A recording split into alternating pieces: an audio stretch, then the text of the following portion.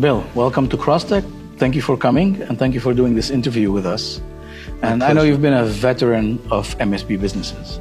So tell us how your 17 plus years experience has shaped your vision for your compliance company and a little bit of your journey in the industry. Fantastic, thanks. Well, I'm grateful to be here, and this is one of my favorite shows here. You guys have really done a good job of evolving it to a good vibration of people, the right industry. So 17 would be, I wish it was 17, but I've been a veteran in this space for almost 45 years. As an MSP, my first business. But we don't like to admit our age. So I know. I started this business when I was 3. There you go. Well, as a young adult, at 17, I opened my first check cashing store, and so evolved from there. So I've been in the MSP space from the ground kind of up. Got involved in opening MSP stores, and then drifted towards the technology as they introduced technology in the 90s. Right. I was so intrigued, it allowed me to scale my operation, and I became very interested in that as a way out of kind of the ground level brick and mortar to servicing MSPs. We had the leading check cashing technology in the country. I partnered up with that company and built a nice portfolio of check cashers throughout the country. And and that involved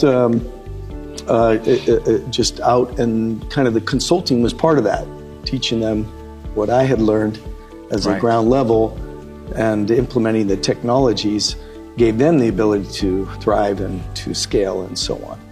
So that morphed into Capital Retail, which as a result of managing a large portfolio of MSPs, 9/11 comes around, the Patriot Act comes around, our customers really told us what to do. They needed help with banking, they needed help with addressing the anti-money laundering programs and so on. So I quickly developed a team of subject matter experts to build out AML programs, to do independent reviews, to do risk assessments, to adhere to support my portfolio so they can stay healthy in banking and meet regulatory needs. So in the early 2000s, evolved that part of the business, and then drifted as a vertical into the money transfer space. Right, it's the same. Because you were an MSP at some point. Well, yes, I've been at MSP. I mean, I've since sold all my my money service business locations, but drifted heavily into the compliance as it evolved, as it pertained to money transmitters and cross-border, all the fintech items now. So that's really been our focus. We still have our large portfolio of software users, and we've developed now on the check cashing side. On the check cashing side, and we have an old API structure of technologies for the check cash. But now, as we drifted into the compliance part of it, we started to build out technologies to support money transaction monitoring and a full LMS for learning, a learning center for the same applying tools for money transmitters and or fintechs to make them more efficient and some of those things. So so I guess currently now we love shows like this because we not only see a lot of our customers, but we learn so much. All these emerging markets that are happening in different ways. People are moving money, and the creativity that's really happening right before our eyes. It seems like every year. So this is a real fun show for us to learn and network and meet our customers and that sort of thing. Oh, great! Thank you for that, and I'm glad you're benefiting and finding value. Tell me more, because we know all how compliance is becoming critical to your ability to operate. I mean, it's just a fundamental tenet of fintechs, and we've seen when you don't do it right, what's happening to a lot of fintechs out there, and even they're dragging their banks along the disaster. because they do something wrong, and that implicates the banks and the software providers and others. So what are you seeing out there in terms of compliance trends? And also, I guess, how is your company operating with its clients? Do you provide like fractional chief compliance officers? Do you consult? Do you help them set up their policies? Do they use your technology for ongoing compliance monitoring, AML, KYC? Just give us a little more details, please, on everything you do. No, and you're touching on all the significant points. We've made a concerted effort the last 5 years to really build bank relationships and understand their shortfalls and their strengths and their risk tolerances. So we do that for the benefit of the phones ring every day with, I got a 30-day notice, my bank's de-risking, what do I do? Can you help me? So by nurturing healthy banking relationships, we can now build profiles on the company and introduce them to banks. But in that process, we learn all the bridging the gaps between having a AML program that defines exactly what tools they're using, how they're trained, really profiling the customers so we can make an accurate referral, right? We're not going to bring a bank somebody that isn't up to the best standards. Right. And so clients will value that, and the banks will value that as well. So we learn, really a compliance program is building out their AML program or strengthening theirs, right? But really now we get to recognize what tools they may need that they're not using, right? That are going to be creating the win-win for the bank, for the client, right, and keep them growing and so on. So many companies we meet that have paralyzed their growth because they're not comfortable with their banking, or their bank is putting limits on them and so on. So we'll try and take the mystery out of the customer for the bank, right?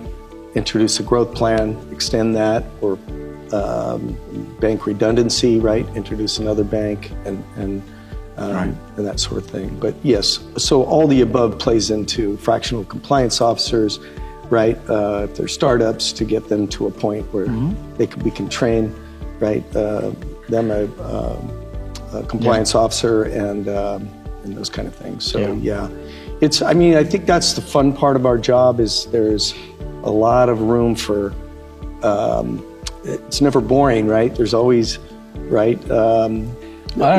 These days it's getting pretty exciting in the compliance world when you hear companies being shut down and restricted and so on. That's it's very rewarding though when we can bridge that gap, right? When we can take this really troublesome, and connect the bank, right?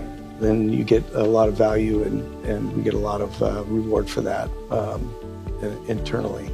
But so it's not boring when there's deadlines involved.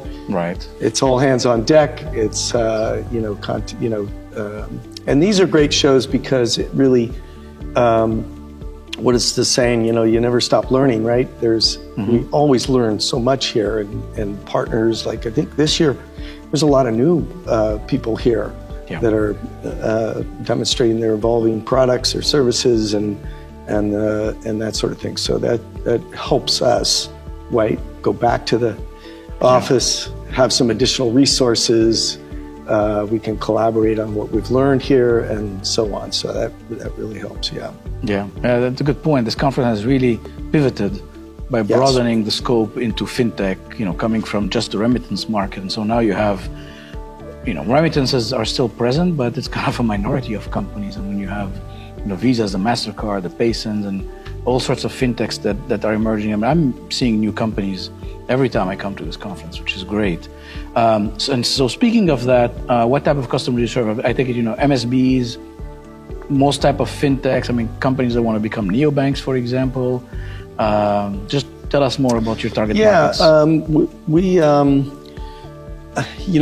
market kind of broadly, so we get all kinds of interesting ones that come in. Yeah. And we don't really shy away from any challenges. Compliance is compliance. Good training, good written programs, good tools, right? licensing. You know, we're doing a lot of licensing now, but I think where we put a lot of emphasis on is banking relationships, because that's where the kind of the hub of the wheel is, right? Yes. If they can have great ideas and great concepts and this type of thing, and they are well funded and so on, but at the end of the day, you've got to articulate what you are doing to a bank. You need to get that time in front of them. It needs to be well thought out and professional, and we pride ourselves on that. Slowing them down, right? Marketing them properly, grooming them, meaning, understanding what they do and make sure it is a referable, good product or service that they're doing, and then communicating that to our banking partners. And that's been a good recipe for us to, get a long-term client to, trust us, and the bank, of course, they love that. It's a lot easier than we see clients that spend 6 months to a year trying to get a bank relationship and to come up empty-handed, and they don't get to the right guy in the right bank and say the right message. So we kind of slow that process down, get them prepared, and then present it, and it's usually a recipe for success. Yeah, no, I can tell you this is an invaluable service, because from my personal experience, what we went through when we set up Neofi was exactly the same issue. So it took us twice as long and twice more money to get to where we wanted to get with the bank licensing and setting up all our, PSA policies and vendor management policies and TNCs and all the agreements. And it's a much deeper hole that people think originally. And the banks aren't particularly good at guiding you. They often will expect you to come up with the entire package and submit it to them for review. They will not tell you, these are the policies that we want, or these are the procedures that you need to apply. They'll leave it to you, which will leave people who essentially have maybe a good business idea, good product, good technology experts, completely naked in front of banks if they don't have that expertise. So I'm a big believer in coming to companies like you and benefiting from that experience, because what would take me months and months and months could be done with you very quickly. You have the documents, you have the experience, and the bank relationships are critical. I mean, nowadays it's almost impossible to get a sponsor bank. That's correct. And, we've learned the hard way of how difficult that would be, to the point where it actually morphed our business model. We started as a direct-to-consumer neobank, and that was our original vision. And then we saw how complicated this is, and how long it took, and how expensive it is, and how many fintechs failed or ran out of funds or of patience trying to set something like that up, didn't come to people like you to get the help they needed, and eventually it went nowhere. So we decided to do a bank as a service to solve that particular pain point. That's right. Yeah. Now we do it on the sponsored technology side. We have no compliance expertise except our own internal work. And we need to talk about that, because I'd love to get your help on some things. Absolutely. But I believe, especially nowadays, this is a critical tenet, and it's way too slow, too expensive, and you'll make way too many mistakes trying to learn it on your own build it internally. It is much cheaper, much more expedient to come to the experts and say, help me out. I know the product I want to do, that's my skill, or I'm skilled at the customer acquisition in a particular segment, but let's not try to learn compliance on our own. It makes no sense. Yeah, we get encouraged on a daily basis, and I think the privilege we get in that concept is we get to have the sidelines with the bankers, right? When we introduce a client to them, if there's something they're not quite understood, or we try and take the mystery out of this client. He's got a little creative way of doing whatever he's doing. We get to have the sidelines and really break it down to, well, what is going to make you comfortable? Because he'll do it. We'll adjust. What's your risk tolerance? We can strengthen that. And that sort of thing. And I think that's invaluable. That most people approaching a bank won't get that opportunity. As we build banking relationships, we get the privilege of having those. Yeah, and banks can be very binary. So they're very one-track minded when things have to fit in a certain box. And if you go outside the lines a little bit, they get paralyzed and confused. And now you got to course correct and put it back in the box so that it fits in a framework that they understand and they feel comfortable with. I mean, we've had clients come to us with products, and the bank's going like, I don't know what to do with this. It looks okay, Yeah. It just doesn't fit into my framework, and I can't tell you yes or no until I study it more. And then you go down a long line of delays and questioning. And I just think having that experience and expertise of knowing what they look for and translating what the client wants to do into language the bank can understand can set you up for success. Because the other experience I've had is, and I've seen it with some companies, if you start off the wrong foot and you get onto their, I don't think what these guys don't know what they're doing type of category, then you're asking for like a world of pain ongoingly with your bank, because they're going to question everything you do. That's true. Yeah. And if you come across as knowledgeable, professional, and backed by the right experts, then you build a certain trust relationship with the bank that allows you to get a lot done very quickly. Yeah, we've had some great success. We've had accounts open on a handshake with a backfill. Amazing. Give me 90 days and I'll present you. But this guy's got 30 days, right? And he's out of business. Right. So, and we've been forced to perform. Yeah. Right? And which is fine. The other thing that I think we're evolving into that's interesting is now that we get deep into the banks and we start to recognize the tools that they do not have or they have, and we start making some, right now they're coming to us going, well, what else do we need, right? And transaction monitoring tools or these type of things, right?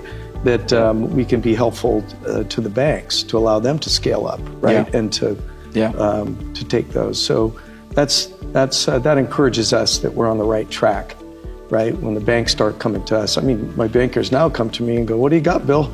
That client you sent me last year is fabulous. He's, scaling up and so on. So that's encouraging to us. But we understand it's a big responsibility, right, to bring quality people that are in best practice. Yeah. And we're not going to fall short of that.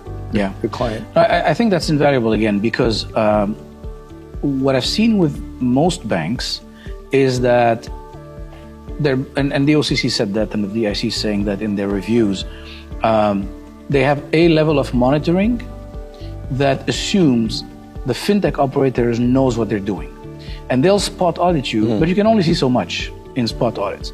So really, if you want to be not just a responsible fintech, but you want to be successful long term and not get caught in a problem down the road, and what we've seen, for example, with Synapse and Evolve and those things, then you want to do things right. Yep. And you want to actually supervise yourself even more than the bank supervises you.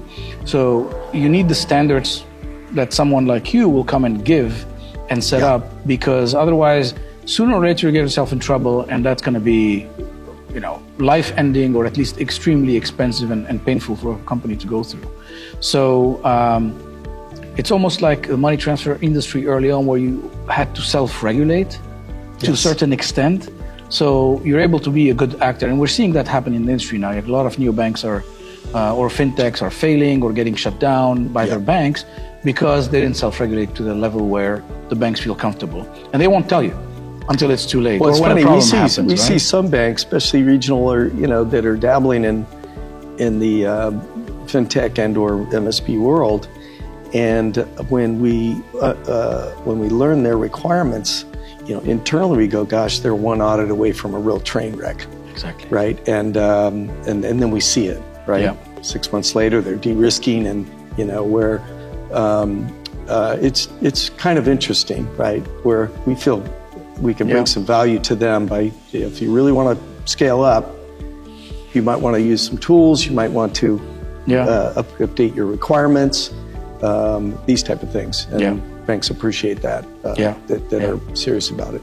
A lot of smart banks are saying, wow, this is risk. If we could take the mystery out of it, there's a big opportunity here. There's a lot of demand. There's if you do it right, like anything, you can please your regulators. You can, right? You can scale up, and it's very profitable for banks. Yeah, absolutely. Love it. Look, I think this is a fantastic service that you guys provide. Thank you. I think it's vital to the industry, the way it's evolving. I don't think there's a way to go for any of the startups without getting help from a company like yours, because they will eventually not launch or get in trouble soon thereafter. Yeah. And it's a much more cost-effective and smart approach to give your work to the expert, let them help you be successful, and let them make the right introductions. So, love what you do, Bill. Thank you for being here with us. I know we could speak for a lot longer, but we're out of time. Yeah, that's good. Thank you. But we'll talk more on the floor of the conference. Well, we appreciate you as an organization. Thank you so much. These are forums that, we work all year. We get a lot done here just by people we meet and so on. So.